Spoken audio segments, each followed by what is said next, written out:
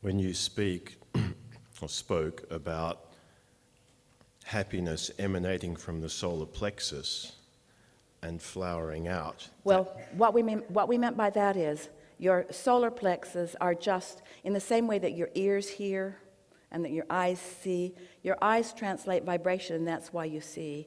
And your ears translate vibration, and that's why you hear. And your tongue translates vibration, and that's why you taste. Your solar plexus translates vibration, and that's why you feel emotion. So that's why we wanted to call it, and maybe for the first time ever, we wanted to call that emotion a manifestation. It's the manifestation of, and now you know it, it's your conscious recognition of your viewpoint juxtaposed your inner being's viewpoint. Matters so much. When you talk about focusing on only being happy, my experience of being happy is a very embodied experience. Yeah. And the expansion that I'm feeling is it feels like a lot of... You know why? Because when your circuits are wide open and your inner being is flowing through you, in other words, that's consciousness experiencing life with you. That's your inner being experiencing life with you. Now, we want you to know your inner being is always doing that. Sometimes you're just aware of it.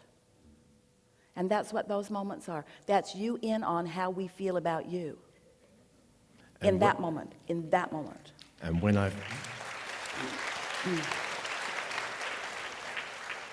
I feel that, that's enough. Well, it is everything, because that here you are, just like you planned, living life just like you intended, sorting and sifting and defining and deciding, and now in this state of allowing, and everything that you are is reveling in the perfection of you right here on the leading edge, being, doing, having just what you intended. Yeah. Yeah. Really good. Hallelujah. Something more?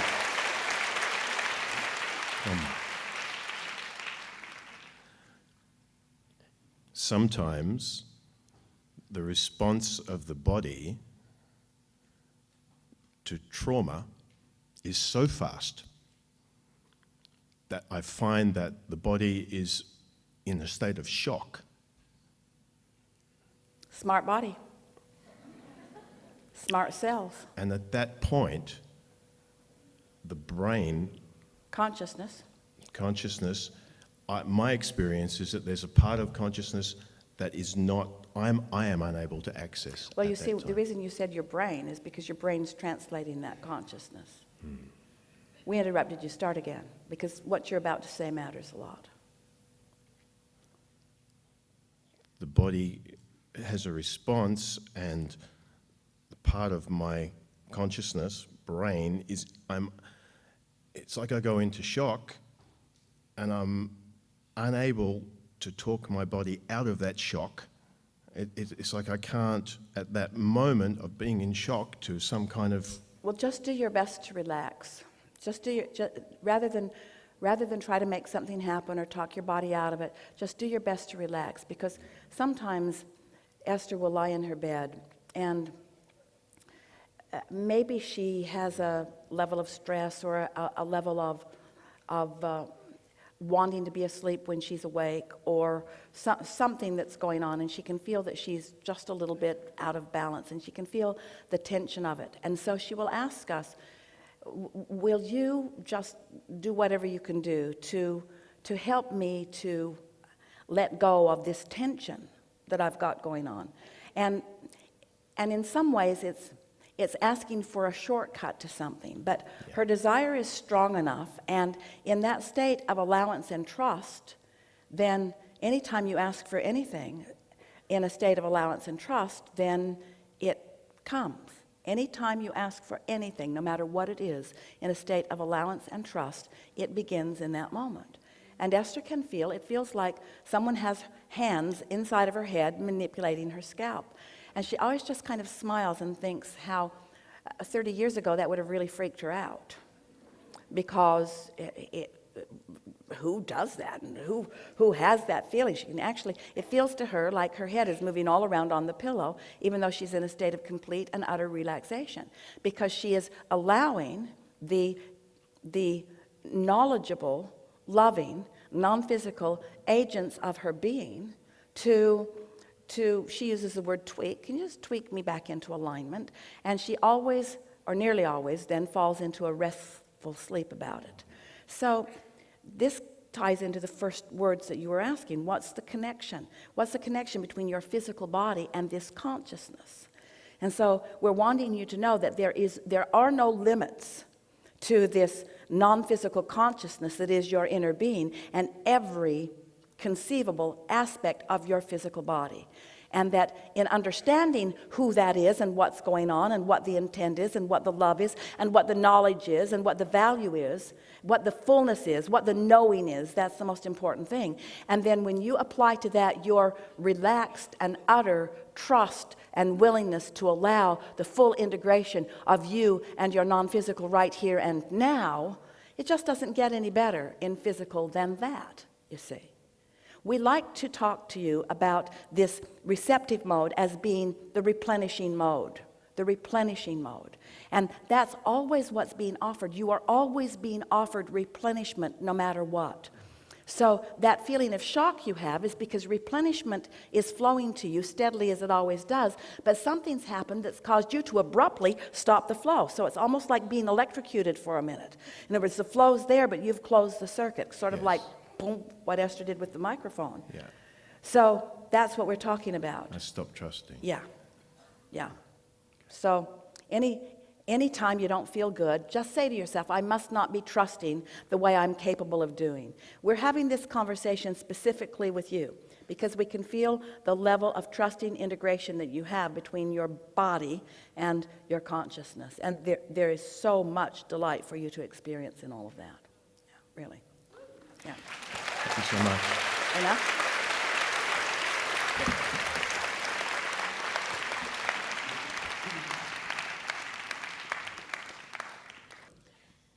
I have a very specific question. I have manifested many big and little things in my life. And for the last couple of years, I want an ordinary thing, which almost everyone has, but I cannot get it. And it's obviously that it's a split energy, or maybe, it is a resistance or something. It's also obvious that you're thinking a lot about it in a way that isn't helping. Yes, but I cannot, it's not like I want a lava, I imagine and forget about it. It's something that I have to take action almost every day. Well, then you're in deep doo-doo. Because what you just said is, I'm thinking thoughts about something that I want in a way that is preventing it from coming. And I can't stop doing that. And so there is no solution.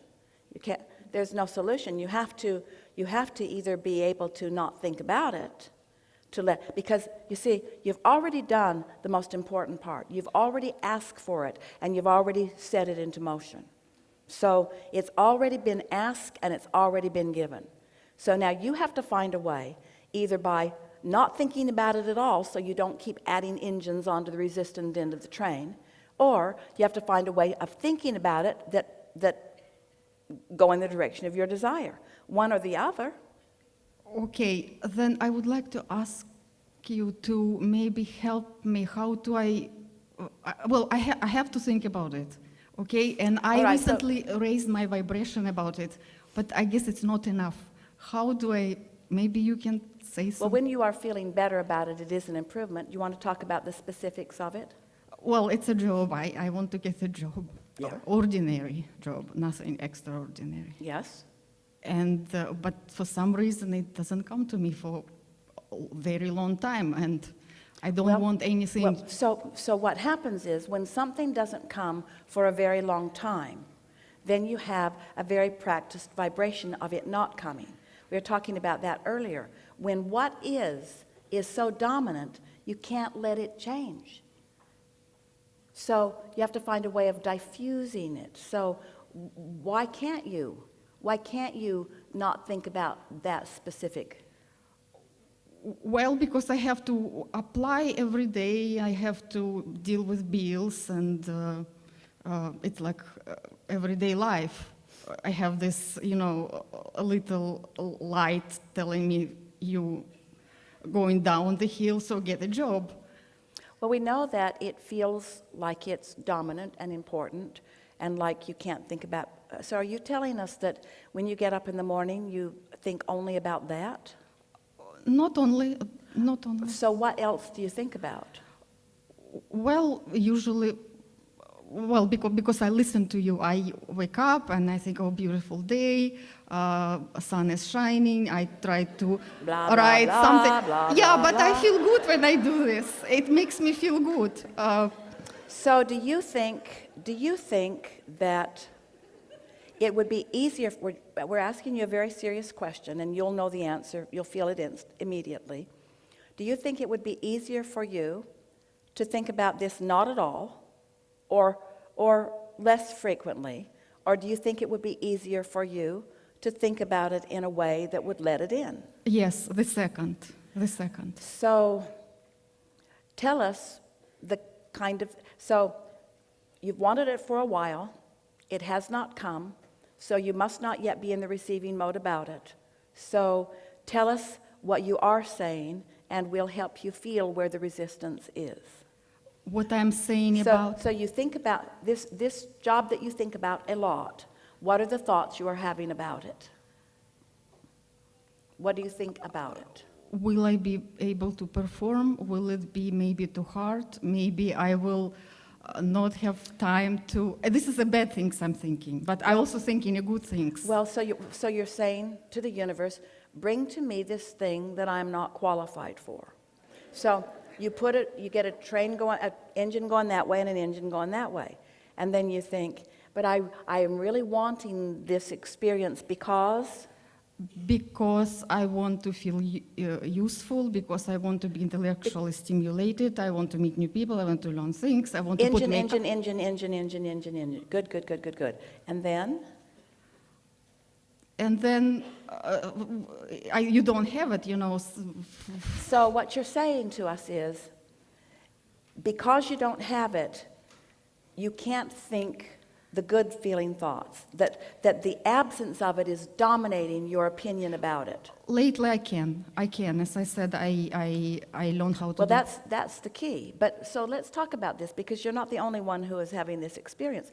When you have an experience that isn't pleasing you, and it might be the presence of something you don't want or the absence of something that you do want. So you're having this experience where right now, something that really matters a lot to you is different than you want it to be, and you can't get your attention off of it. Well, you have to get your attention off of it. So what happens is, as you go and it gets longer and longer and longer, the good news is, the longer you go without something you want, the more rockets of desire you put into your vortex. So the more rockets of desire you put into your vortex, the more involved your inner being becomes. The more involved your inner being and law of attraction become, then the more the calling about it. The more the calling about it, the more the ideas come, then the more you feel what your relationship is to it. So we really want you to hear this. That strong negative emotion that you have that feels like fear or feels like much stronger than frustration. It's more like deprivation. That strong feeling, bordering on vulnerability, that strong feeling, that strong negative emotional feeling is your evidence that your inner being is on the case.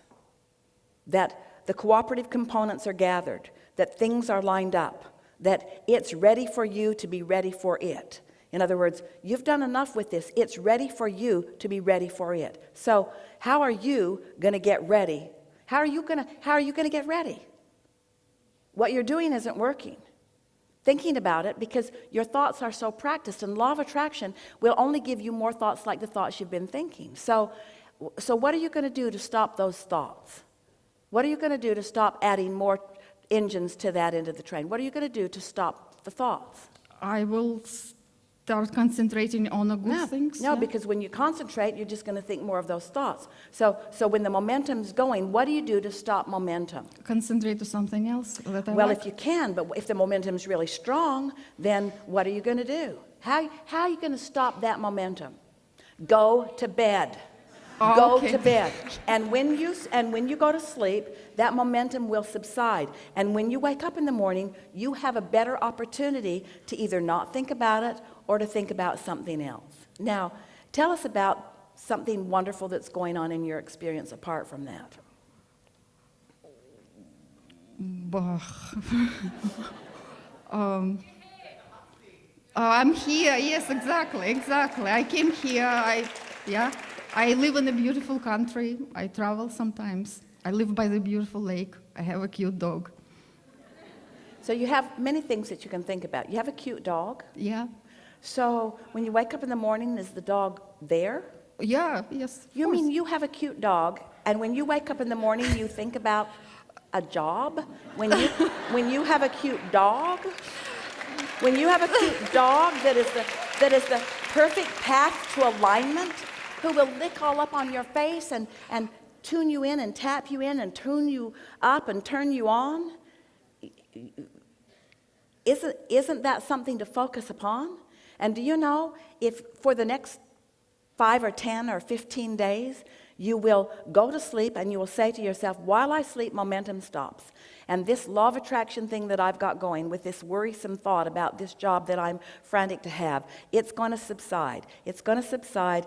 And when I wake up in the morning, first thing I'm going to do is focus upon my dog. I'm going to focus upon my dog because my dog is the key to coming into alignment. I'm going to focus upon my dog.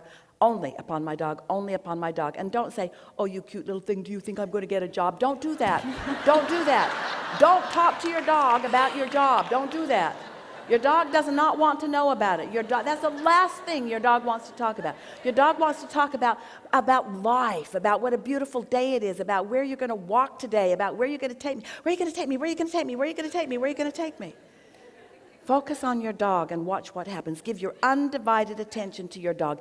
Any time that you aren't thinking about something else that really matters, focus on your dog and watch your dog lead you directly to this job. Directly to this job. Okay.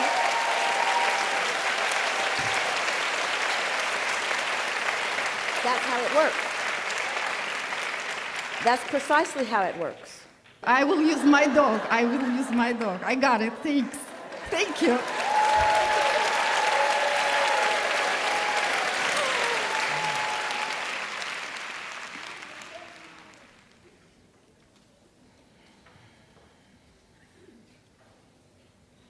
I'm so excited to be here. Yeah.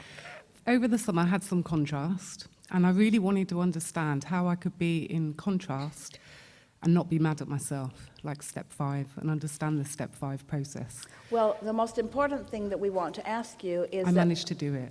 I managed. over the summer, so how are you feeling now? Fantastic. So I'm in why the are we state- talking about that now? I just wanted to maybe share how I was in the contrast and thinking, I don't know what else to do, so all I can do is say all is well and everything works out, believe it or not. And it did? And I've hit the sweet spot. Yeah. Like the lady with the dogs, Yes? I just decided get a dog. I've given up with this. I'm going to get a dog. I've always wanted a dog. I went to my friends. I played with all the puppies. And the subject that Well, I we wasn't... think it's a really good idea, but we think it's a really good idea that you get into the receiving mode first. Yes. So that the dog that flows into your experience is really a vibrational match to everything Yes. that's in your vortex. Yeah. Yes. And Yes. then the thing that I wasn't focused on just kind of zoomed into place. And I've bought my own business, which starts in 3 weeks, which I hadn't really been focusing on. It was in the background. And I just feel like from choosing that, to let go of that thing that I've been working so hard on, and to maybe think about just getting this dog, this business opportunity just came from nowhere, and it's happening. And I'm just so excited. And I just want to milk that, whatever that is, and maybe apply that into the other areas. Well, does it feel to you that things are unfolding well? And Phenomenally. So we want to ask you, all of you, but because you all feel like this from time to time, why are you overthinking this? Habit. In other words, it's like I'm in a good place. What do I do now? It's like things were going wrong, but now they're not. And shouldn't we talk about it? No. And I want to milk that good feeling and maybe see where else that can take me. Will that just naturally take me in the other areas? yes, it will. It will take Yeah. you. It will take you everywhere you want to be, because every subject will continue to expand. There is no finishing of anything. One of the most important things to realize about this business of creation is that you really do never get it done. There will always, because it's like this, the contrast inspires an improvement. And then at first the improvement feels odd because it's not usually where you're hanging around. And so then if you are able to distract yourself from its opposite or focus upon things that make you feel good about it, then what happens is you shift your vibration and you become a vibrational match to your desire, and then you and your desire just are in the same place. Inspiration comes, you make good decisions, you have really good timing, and you begin flowing. And the manifestation just settles in all around you. And now you're standing there with that manifestation that you didn't have before, but now you've got it. But you've also have a whole new set of contrasting experiences around you, which is giving birth to yet another desire or an amended version of this desire, which at first feels odd to you because you're hanging around over here and it's moved on, and so has your inner being.